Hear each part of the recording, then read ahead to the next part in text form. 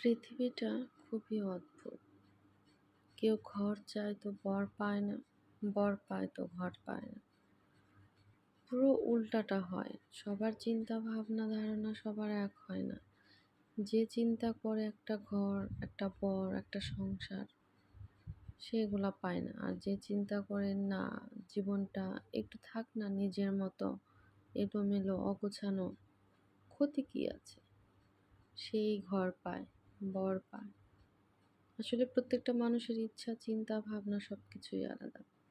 প্রত্যেকটা মানুষের মতামত, কথা সবকিছুই আলাদা।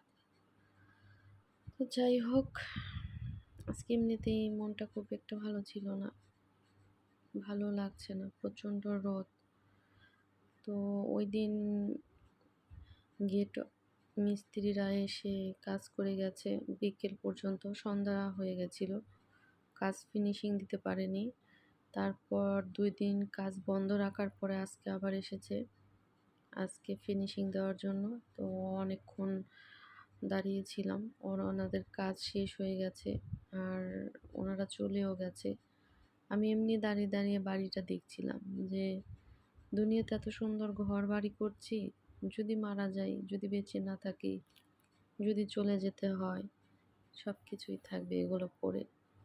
আর যেই দুনিয়াতে ঘরবাড়ি করার কথা, যে দুনিয়াতে সবকিছু করার কথা, সেই দুনিয়ার জন্য কিচ্ছু করছি না। এটাই ভাবছিলাম।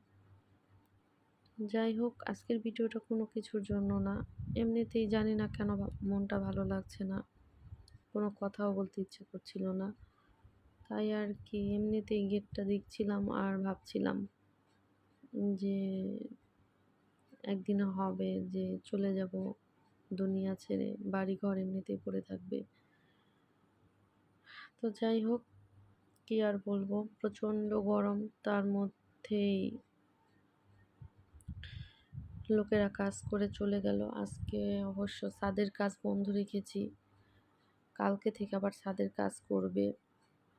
আর গেটটা কেমন হয়েছে জানি না, সিম্পলি একটা ডিজাইন দেওয়ার চেষ্টা করেছি। আর এদিকে আমার পেঁপে গাছগুলো মরে গেছে প্রচণ্ড রোদের কারণে।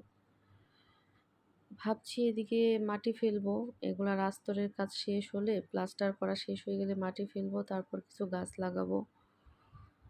আসলে একটু গাছগাছালি, সবুজ প্রকৃতি ভালো লাগে। এমনি সাদামাটা জীবন ভালো লাগে না। তো যাই হোক, এখন বাসায় চলে যাব। আম্মু ফোন দিয়েছিল, আম্মুর কাছে যেতে হবে। ভালো থাকবেন সবাই, দোয়া করবেন। কার কখন আল্লাহ হায়াত শেষ করে বলা যায় না। আল্লাহ হাফেজ।